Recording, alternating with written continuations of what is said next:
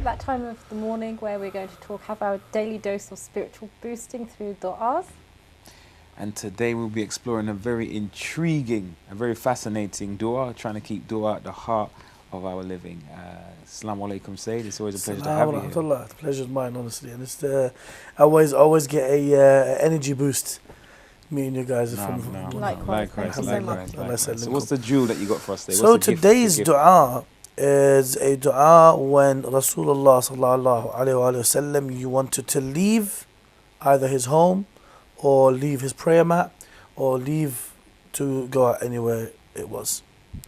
And it says in his narration for Ja'far ibn Muhammad from his father Ali that when the noble prophet wanted to leave after completing the prayer, he passed his right hand over his forehead and said this dua. So again, it's with the right hand, and it's either touching his cheek or his forehead. Okay. And this is the blessings to give like thank you for giving us this ni'mah again, for allowing us to pray for you. And alhamdulillah that I've just completed this prayer, and now I take your permission for me to leave my prayer mat and go to do what I need to do. It's almost like a transition from going into from that spiritual realm into back to your normal world. Well, a lot of people didn't know. I mean, before actually having the show and actually reading about these, most of these ad'iyah I'm not familiar with. I was going to say, you can learn so much just from the content, apart from the spiritual blessings, but just for your mind, just for your brain, just for your Islamic education, right? Definitely. I mean, look, you're studying, the knowledge never stops, and it goes on and on and on. So you're always going to come into something where you've never heard of before, but it's something where it carries a lot of blessings. But you didn't know about this because there's not much people actually showing you every detail, because there's so much detail. There's just so much a scholar can go round in a lecture, in a 1 hour lecture. You can't mention every single thing. It's a lot more than that. There's people who they count hours rather than how many years they have put into each subject. Absolutely. Each subject. Like there's some subjects you need at least 600, 700 hours for you to become an expert into this field. Yeah. And I think with dua as well, we do the main, Dua Kamal, Thursday night, Tuesday night, Joshua and Kabir in Ramadan, certain specific ones for certain specific times. Yeah, but these these are obviously ones that we're covering in this series are short. Some of them are a bit longer, but there's so much, and I wonder how much effort we make on an individual basis. That's a very good question. Zero. Very good question. What we need to offer, I think we're not really offering much. I mean, I speak for myself that I've shortcomed with the mustahabbat in these du'as, and that's because you make yourself feel like you're too busy for it, and you either stay up too late at night that you're not able to wake up in the morning early enough for you to actually do the mustahabbat, rather than just only praying very quickly to finish off your wajib and leave to I speak for myself sometimes. I wake up late, I just need to go down, quickly do my wudu, pray and leave. You understood nothing from your prayer. You've done your wajib and left, but understood nothing from your prayer. And I speak for myself than anyone else. I don't want anyone looking at me saying, "Oh, he's perfect. He praises." We all struggle with all of us, and whoever says that they don't struggle about it, you have to kind of look at them twice and be like, "Really? How do you do it? Proper mu'min there. Teach us." You know what I mean? You got to share the secret. Yeah, because sometimes you wake up in the morning and you're running late, and you have to pray quickly. And if you don't pray quickly, your boss is going to be screaming down the phone, "Oh, where are you?" And then you're going to get a strike at work, and blah blah blah, and it leads on to so many things. But that's all why, because we haven't coordinated ourselves correctly to live the life of a mu'min. Living the life of a mu'min. It's not easy. It's not easy. No. Isn't there something about avoiding going to sleep late unless you're up doing certain sort of mustahabs or certain specifically like religious practices? I heard something very, very similar to that. You should avoid staying up for no reason. There's a lot of things. There's like don't overfill your plate, because it makes you sleep earlier than usual. Or it slows you down during the rest of the day, or it tells you don't stay up too late, because you're not going to be able to get up in the morning unless you have some sort of ibadah like in Ramadan or something like that. Then you have it's different. It's different. People stay up all night. I think I remember my first Hajj, and I was shocked because we had people going into, so we were in Azizia, staying outside Mecca, and so we had pilgrims going into Mecca, taking a taxi and coming back about 2-3 a.m. and thinking, I've done an all-nighter, and come Fajr, they wouldn't wake up. Wasted. And you think, that's your wajib, and they would say, we've just done an all-nighter, just done a ibadah. So I think it's keeping things in perspective, isn't it? That yes, do your ibadah at night, but But keep it balanced. It's either you stay up. If there's some people who have nothing the next day, they can just chillax, where they can stay up till the morning, do their Fajr prayer, and then sleep during the day. We need to know our own body, don't we? What limit we have. Some people can stay up all night, they'll pray their Fajr.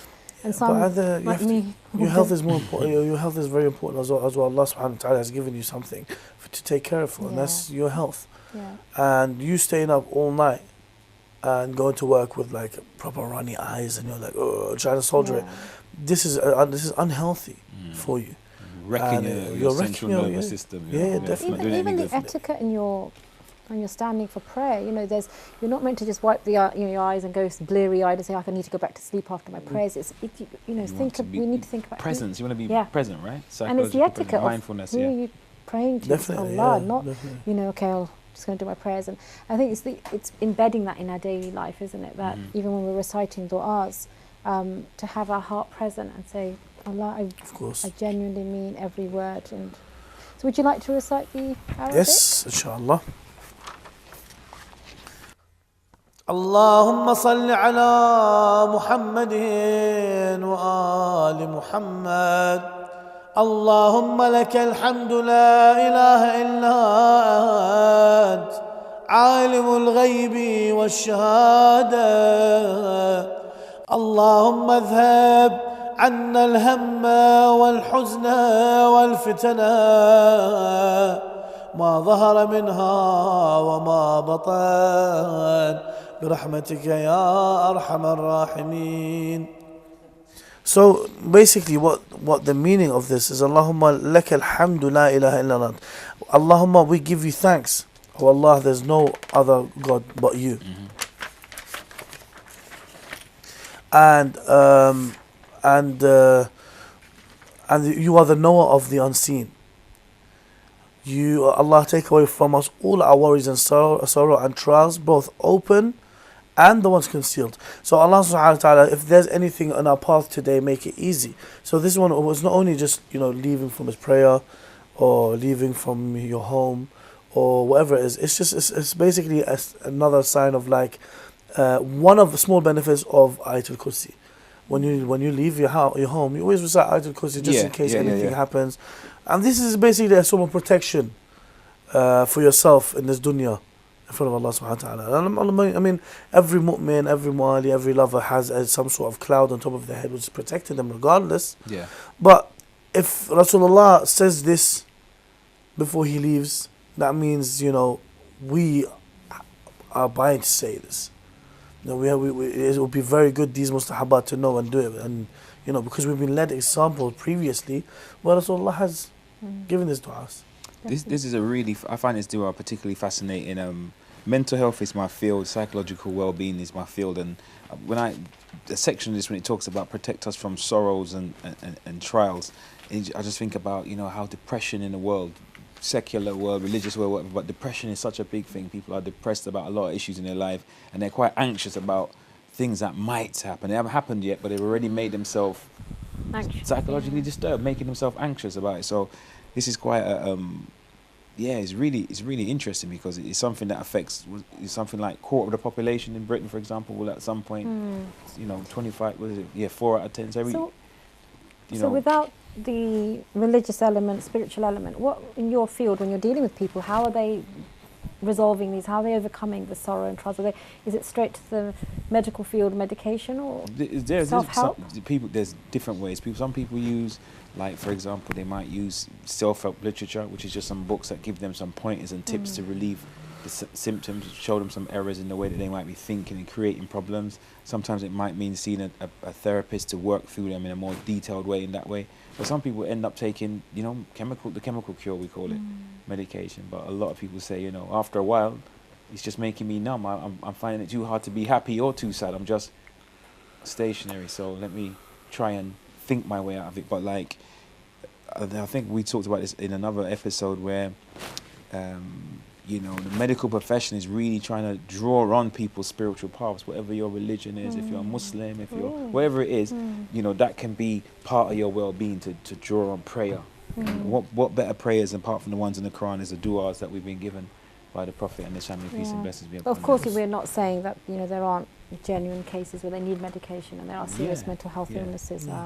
People do suffer, but but something in the, you know, these are. But on a psychological level, so what's different from when people need psychiatric help and they may need to go on a course of medication, but separating that from when it's about our reflection, our thinking, our philosophy, our worldview, our mindset, then this is when the dua seems so powerful because it's teaching us, you know, one is a protection and us believing that Allah can give us show us a way out, you know, gives us that hope. And the mind will make, you know, it will change our minds. And that's what we need to do as believers, right? Is to change our minds from one place to a next place, or a place that's better. It all happens mentally.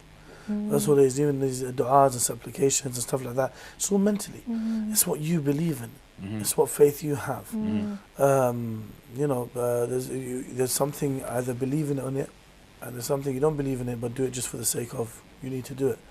There's two different things. Now, a lot of these illnesses that happen, by the way, it's all happen mentally. When a person falls sick in bed and he tells himself, oh, I'm sick, I can't do it, call up sick, I can't do it, you're going to remain sick. It's going to take you longer to heal than rather than just fighting it and be like, okay, I'm ill today, it's okay, I'm going to get up, make myself a nice little ginger tea, and I'm going to go to work. Fight it, be strong against it, because why? You believe that you're able to bypass it, fight against it, you know, but inshallah you can go through, blah, blah, blah. But having this mental thought that in your head that, you know, let me get up and let me do this, rather than just staying in bed. Allah subhanahu wa ta'ala gives you blessings, but He says, get up and come get it. If you're sitting down, I'm not going to bring you your blessings on a plate for you. No, get up, pray, do this wajibat, do this, do this, do this. Your blessings will come to you. No one sits down and gets their blessings fed to them. You know, there's a lot of people who say, oh, I've prayed so much, I don't get nothing. You haven't put enough effort. Or I've prayed and I can't go for ziyarah and everyone seems to be going. And I hear that and I think... No, look, you want to go for ziyarah, your niyyah's there, you have to try and go. Keep your mind right and keep trying. Even with ziyarah, there's a lot of people tell me, oh, I haven't been invited to go. You don't need the invitation. Imam Hussein does not need to invite, you need to invite yourself to go there. Imam Hussein, he doesn't need you. Do you understand? Imam Hussein doesn't need you, but he says, well, I haven't been invited yet, I'm not able to go. No, you have to make the steps. Imam Hussein says, you take the steps and I'll take care of you when you come here. Nowadays, it's very easy to go to ziyarah. It's not as difficult. Because when you go on Arba'in, everything's free. It's just having your ticket from here to there, which nowadays a lot of people are distributing tickets because they're not able to go themselves. They're like, you go on my niyabah. So it's that easy to go on ziyarah now. So you can't say, oh, I'm waiting for the niyyah. No. You have a niyyah, you take a step and go for it. Exactly. Allah says, take a few steps and I will help you for the rest of the way. Is there another version of this dua? I was wondering if there's like if this is a shortened version. Of this dua. So all of these duas have a longer version to it. But it's just there's parts like of it for different version. There's just parts of it where it's been separated, it's been shared out to different blessings. So for this one itself, it has its own blessing. For other du'as, at the end of the day, all of them has their own blessings. For this one, the Holy Prophet says, there is no one from my ummah who has done this du'a and Allah will not give it to him. MashaAllah. That means no one from my ummah will pray towards Allah subhanahu wa ta'ala and not get his answer answered. His praise answered. Anything of your hajat will be answered, will be given. No matter what you ask for. Don't ask for something crazy. I want a Ferrari tomorrow morning. It's not going to happen. Ask for something that you can't drive. Especially if you can't drive, exactly. No, you ask for something, realistic. You have to, at the end of the day, you have to be, it's common sense. Yeah. Allah give you a brain. He gave you a brain. Now, people who live I thought you were praying for that. Allah give you a brain. Allah give us a brain. No, but like, there's people who are out there. Look, there's people who are not going to be told why, because they live in a place where they don't have nothing around them. Yeah. They're so cut off from the rest of the world. Now we got to ask ourselves, what's the punishment of these people? Are they even going to be punished? Will they be asked? But because Allah subhanahu wa ta'ala has given you a brain for you to go and seek the truth. Mm-hmm. Now in Nabi Muhammad's days, there was no internet, there was nothing. But yet again, the message was spread. Yeah. Allah subhanahu wa ta'ala is giving you a brain. Use it for everything that you need, and give thanks to Allah subhanahu wa ta'ala that you have this you have the power of thinking, which is the greatest power. Greatest, alhamdulillah, greatest. Alhamdulillah, shukr. It's been beautiful. It's been beautiful. I really appreciate some of the insights that you brought, and your recitations is very nice. Thank you very much. I learned a lot from you guys, honestly. Thank you so much. Thank you so much. Allah khalikum, inshallah. And up next is Sister Masuma Jaffa with hijab and ethical.